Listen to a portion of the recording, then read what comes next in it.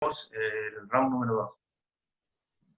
Bueno, le estaba comentando algunas experiencias en otras provincias y cuáles eran los criterios a los efectos de acordar o de negar la prisión domiciliaria. Y me había citado, estaba leyendo un fallo de la doctora Claudia Puertas, de la provincia de Salta, quien denegó la prisión domiciliaria de las internas de riesgo que están en la Alcaldía General de la provincia y puso un control médico cada 12 horas de las internas que conforman el grupo de riesgo, y también ordenó mantener las condiciones de higiene de toda la población carcelaria y recomendó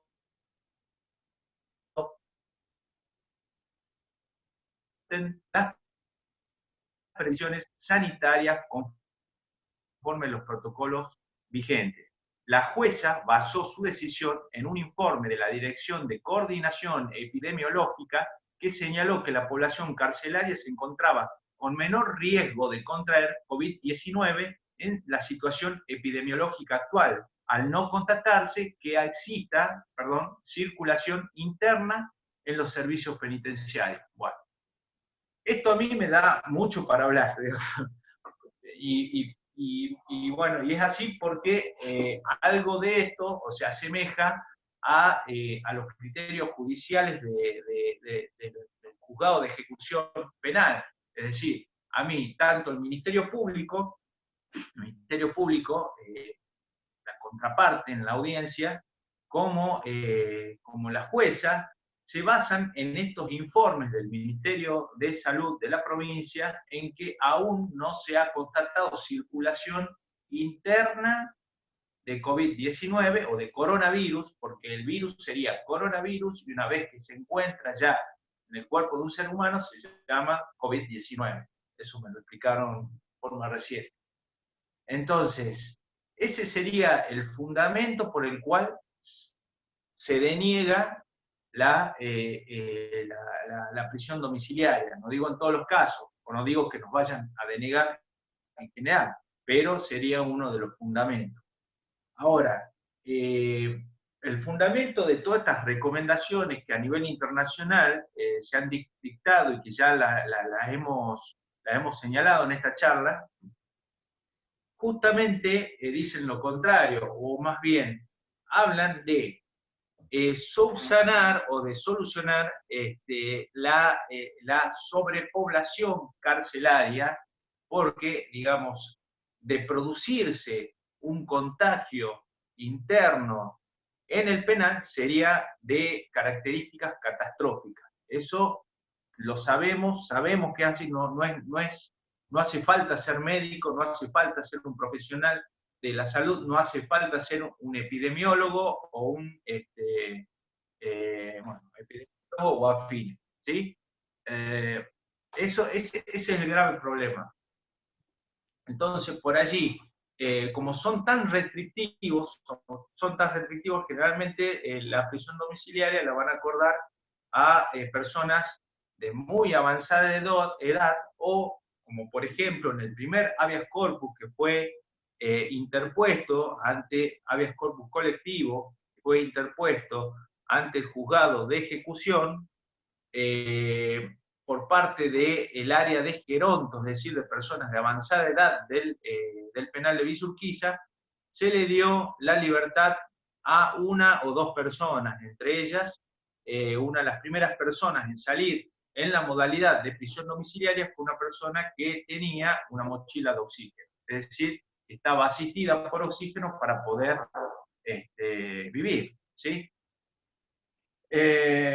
Bueno, entonces, no sé si estamos en condiciones ya, si quedó medianamente claro esta pequeña exposición, y si quieren que lo hagamos un poquito más ameno y podamos contar nuestras experiencias, o si tienen alguna inquietud y si yo las puedo contestar, encantado, no tengo ningún problema, también cuento con el tiempo suficiente para esta charla.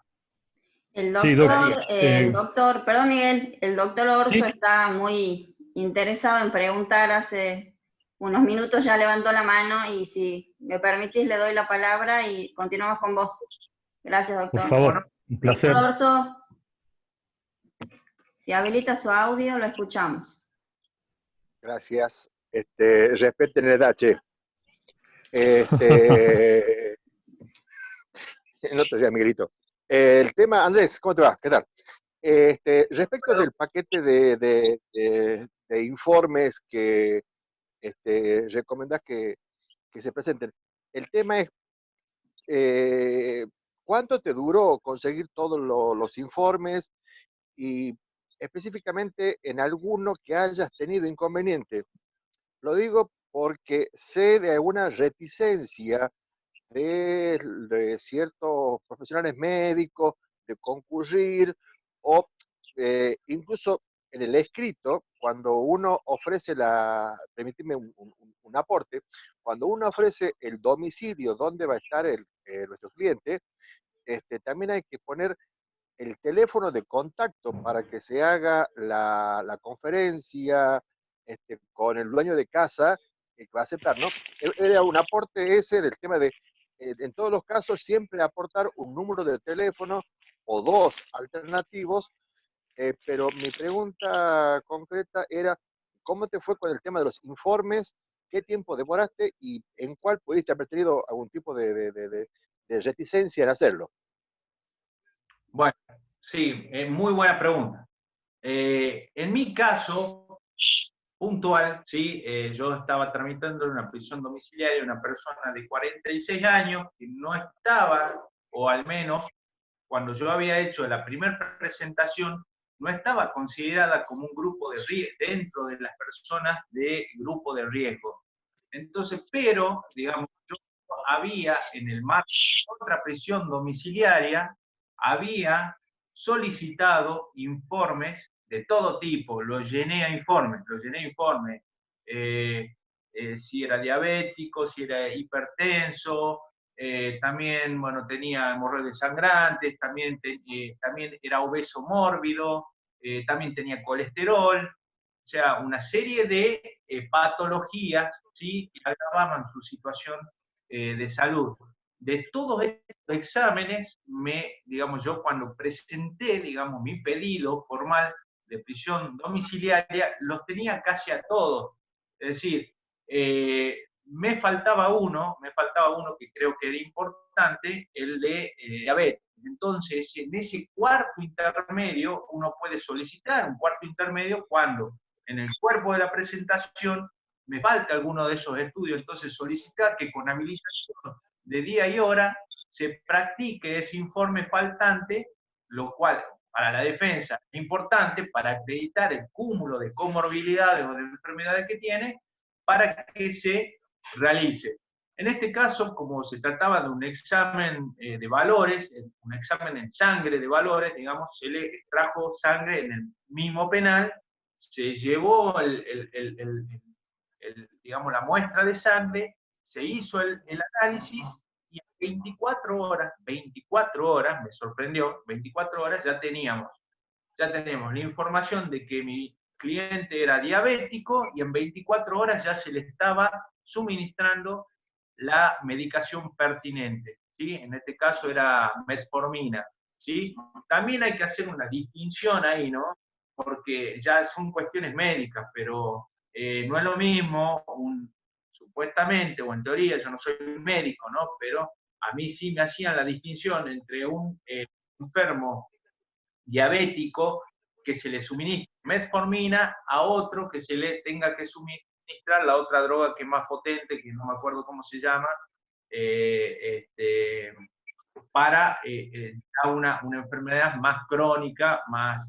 Y digo esto porque también las personas que son diabéticas, insulinos dependientes, ahí está, me acordé, insulinos dependientes, también tienen problemas de inmunosupresión. Entonces, ahí es donde nosotros tenemos que hacer énfasis en que si lo estamos exponiendo a un riesgo potencial de salud superior, ¿sí? Porque no es lo mismo que le agarre la enfermedad a uno, o sea, que se contagie del virus, de COVID-19, a una persona que se encuentra con su sistema inmunológico intacto, a una persona que sea inmunosuprimida, porque sabemos que hay complicaciones y que hay muchas personas que se complican por las noticias que tenemos en España, en Italia, que tienen que estar en respirador y que muchas veces fallecen.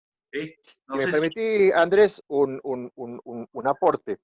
Vos arrancaste diciendo de que tu cliente tenía nada más que 43 años. Te hago un aporte. eh, 46, el tema es el siguiente. Si bien es cierto, no está en la edad de riesgo por arriba de los 60, 65, pero recomiendo a los colegas que en los estudios que tengan a mano, revisen, porque, por ejemplo, quien tiene enfermedades respiratorias, revisen bien la letra chiquita de los informes, por ejemplo, donde dice que, y he leído así informes de una persona de 57 años y decía edad de los pulmones compatible con personas de 95 años.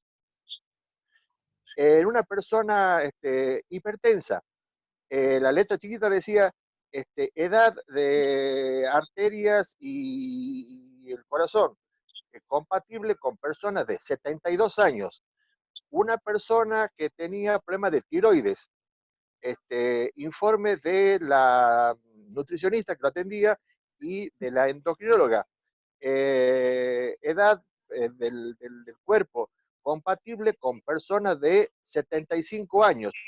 Entonces, no es necesariamente el riesgo está en la fecha del cumpleaños, sino que el organismo es que, digamos, no le van a atacar la partida de nacimiento, sino lo que le van a atacar es el cuerpo, y el cuerpo es el que está diciendo que es el que está, más aún, estos datos que tiro, 75 años, 72 años, 95 años, lo colocan dentro de la franja en Argentina, dentro de la franja donde la mortandad está dada en 72, 73 años hacia arriba, y una persona de un cuerpo compatible con personas de 95 años, obviamente que entra más allá de la fecha de nacimiento, entra muy fácilmente en los parámetros de personas de grupo de riesgo.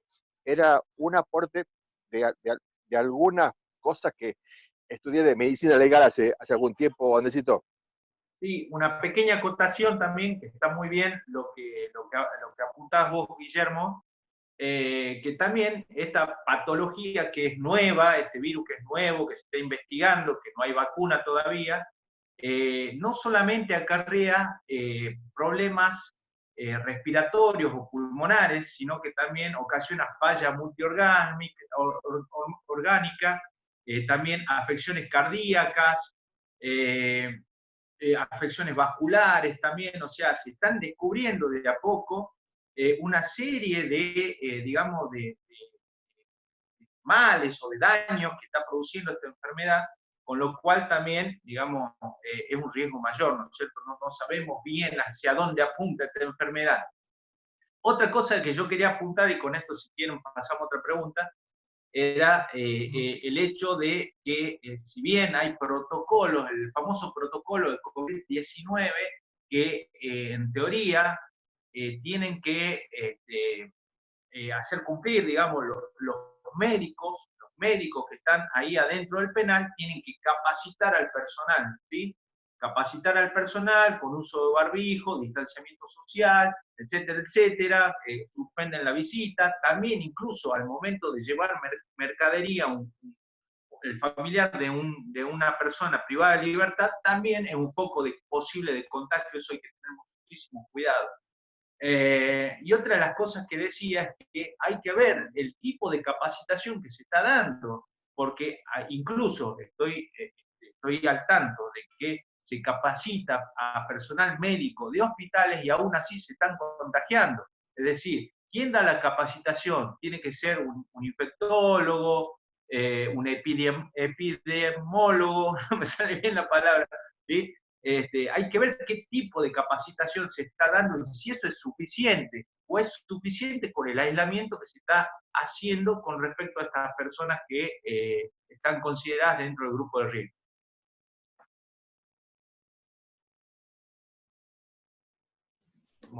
Me parece que se fue el doctor Miguel, no sé si está, quería preguntar.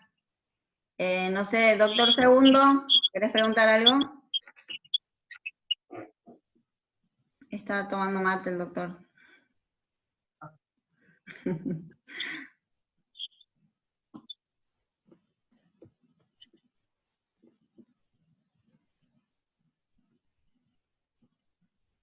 ¿Alguien más que quiera preguntar? Levante la mano, por favor. Doctora Eva Mena. Sí, ¿qué tal? Gracias, doctora. A ver. Lo que quería preguntar sobre la audiencia que se hace ante OGA solicitando, bueno, para determinar el arresto domiciliario, ¿cómo se lleva a cabo? ¿También es todo vía remota o cuánto dura? ¿Cómo nos notifican para eso? Sí. Buenas tardes, doctora. Buenas tardes. Sí, estamos todos aprendiendo un poco cómo son las modalidades de audiencias en forma remota, ¿sí? A mí me solicitaron unos días antes de la audiencia bajar la aplicación Skype, ¿sí? Bueno, mandarle una solicitud a la OGA, gestión de audiencias, y tuvimos un contacto previo para ver que funcione bien la modalidad, ¿sí?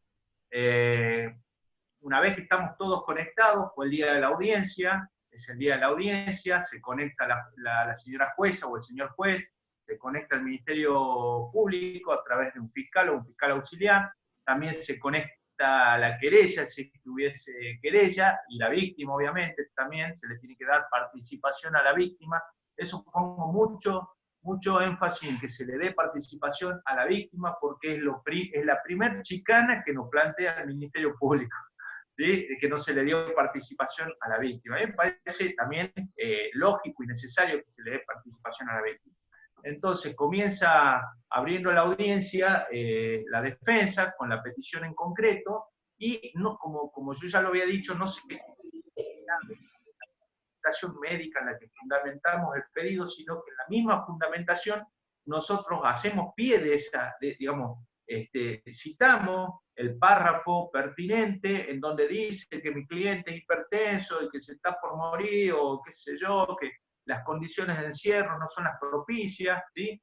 También los informes de conducta, me había olvidado, pero también los informes de conducta son importantes, y es importante también el tiempo que va transcurriendo de la pena, y si ya está por acceder a alguno de los beneficios, ¿sí? ¿Sí? De la ley de ejecución penal. ¿Estamos? Salidas transitorias, libertad condicional o lo que fuera. Uno termina su alegación, ¿sí? Y se le da la palabra a la fiscalía, ¿sí? Y el fiscal obviamente va a manifestar su posición, ¿sí? También hay un derecho a réplica y contrarréplica, si es que uno quiere hacer uso de esos institutos también en el marco de la audiencia, y posteriormente, bueno, también si es que faltase algún informe médico o alguna prueba a producir, se va a ordenar un cuarto intermedio, se va a producir esa prueba, se va a fijar fecha en breve, pues notifican telefónicamente de las fechas de audiencia, y luego, una vez que se cita la nueva audiencia, se produce esta prueba, se alega sobre esta prueba si es que es necesario, y se pasa a resolver. Y en el mismo acto, la jueza o el juez resuelve.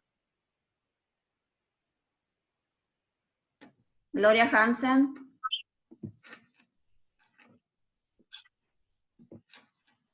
Corte personal porque tengo audiencia con la OGA.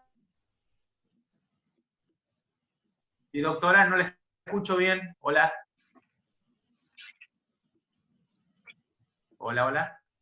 Doctora Hansen, no se escucha su audio.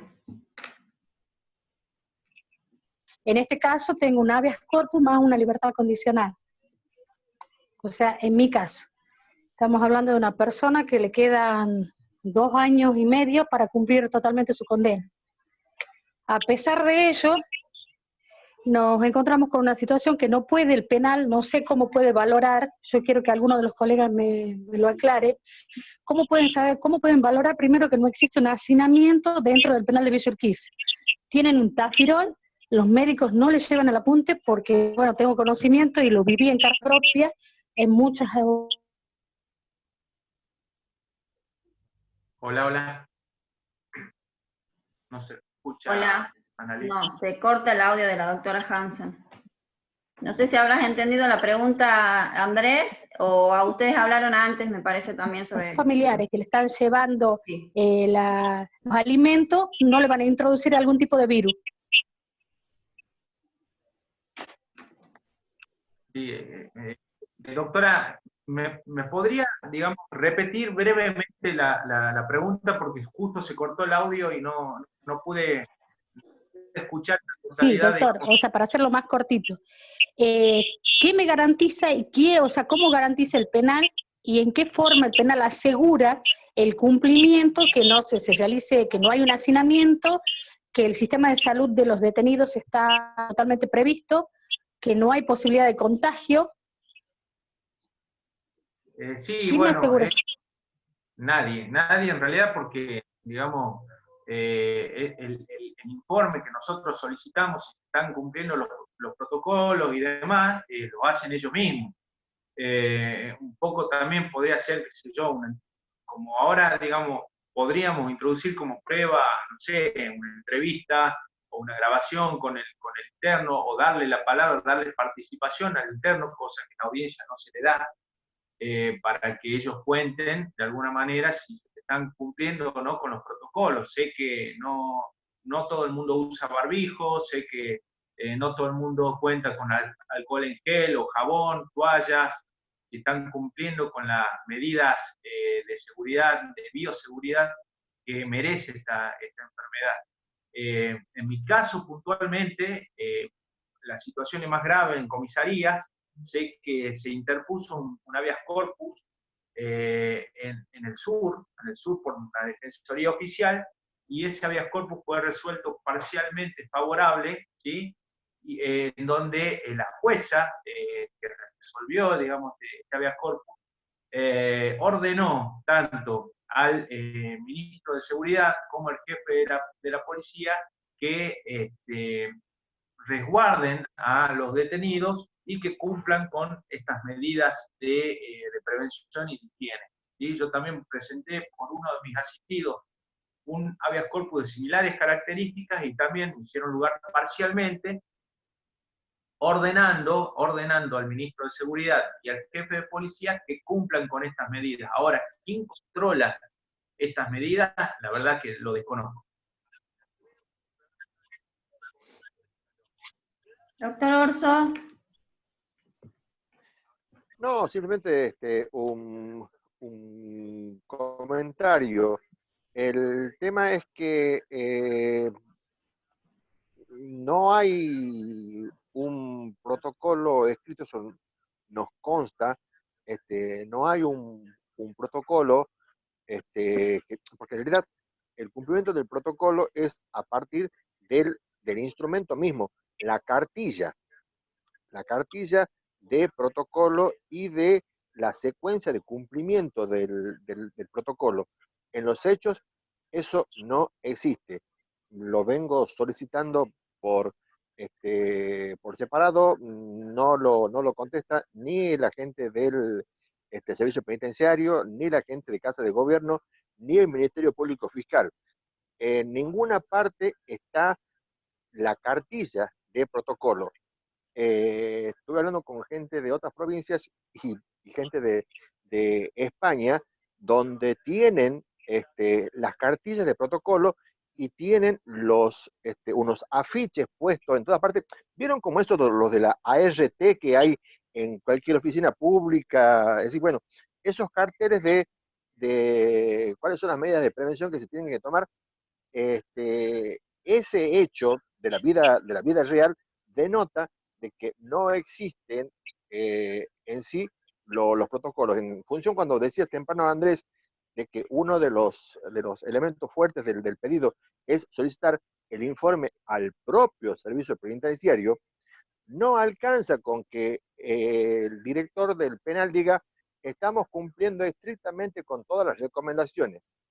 No, porque no existe el texto, no existe el cuadernillo, no existe la capacitación, y como bien decías vos, en función, ¿quién la da la capacitación? El negro Orso, porque leyó 2 prospectos de la penicilina, digamos, no da, en consecuencia, ojo, ese informe de cumplimiento también no le da fundamentos al jueza de que nos pueda rechazar un planteo basándose en que está garantizado, esto también contestándole a Gloria, que se está garantizando la salud y la integridad física de nuestros clientes, ¿no? Sí. Que vengan con los papeles concretos y que se cumple estrictamente ese protocolo. No existe ni el papel, ni existe el cumplimiento. Un aporte nada más, Andrés. Bien, bien. Bueno, yo creo que la suerte, digamos, del cumplimiento de los protocolos o la verificación empírica del cumplimiento de los protocolos se va a dar, digamos, en base a los datos de la realidad. Nosotros hay que ver cómo estamos situados como provincia en virtud, digamos, del avance de este virus, y hay que ver qué es lo que está pasando con provincias como ser Gran Buenos Aires y con los institutos penales que hay en la provincia de Buenos Aires, donde ya hubo contagios, cómo se están manejando, ¿sí?, respecto a los protocolos y cómo se están manejando con relación a este descongestionamiento de la sobrepoblación carcelaria, ¿sí? Yo creo que acá también los jueces van a ir cambiando, si se quiere, de parecer, ¿sí?, o de criterio, en la medida de que exista o el peligro, digamos, para la población carcelaria se vuelva más inminente. Eso creo yo. ¿Algún otro colega que quiera preguntar? Doctora Mena. Sí. Me parece que ahí tendría que tomar intervención la unidad sanitaria. Podríamos librar oficio inclusive a Ciprosa para que corrobore si se están tomando las medidas necesarias y también si se le está proveyendo de todo lo que necesitan los internos para el cuidado diario para poder llevar adelante la prevención.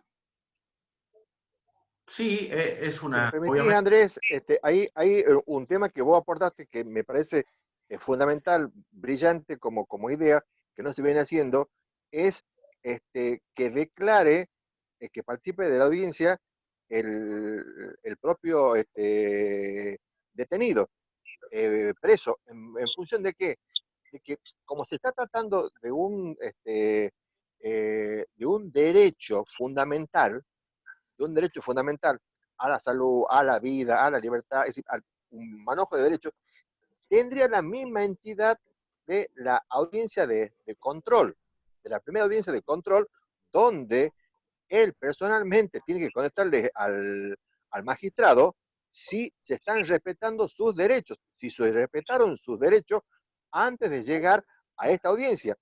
Me parece que esa sería la probatio, probatísima, con que podríamos contar de boca del propio afectado, si le dan los medicamentos, si tiene los tapabocas, si tiene el alcohol en gel, si tiene las medidas de seguridad que le garanticen su integridad.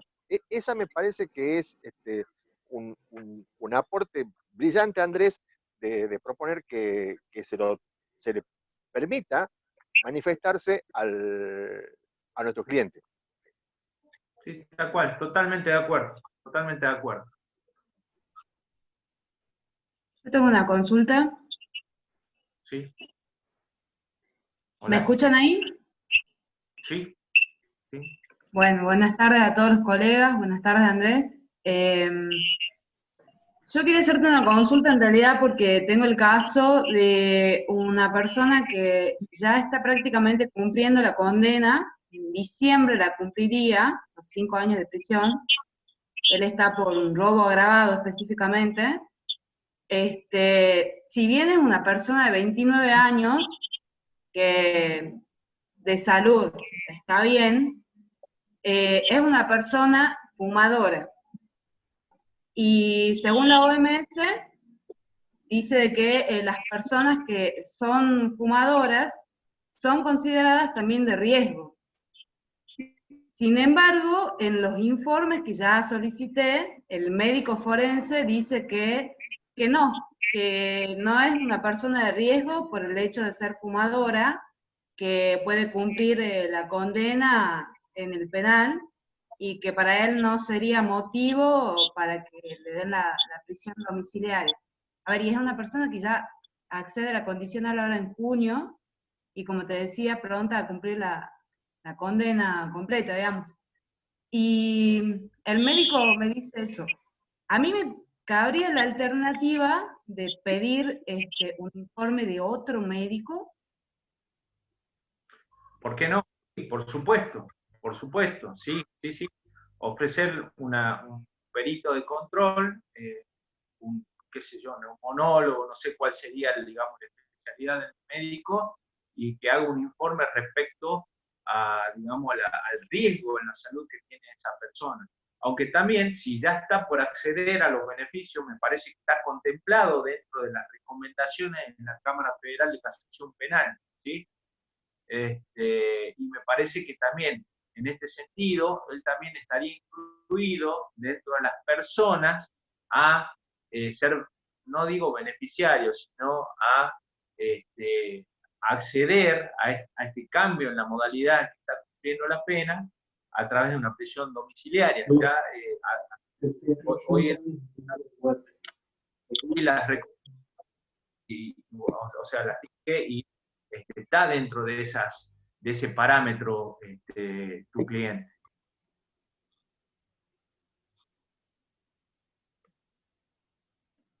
Doctora Meli.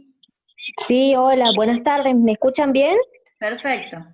Hola, doctor Andrés, buenas tardes.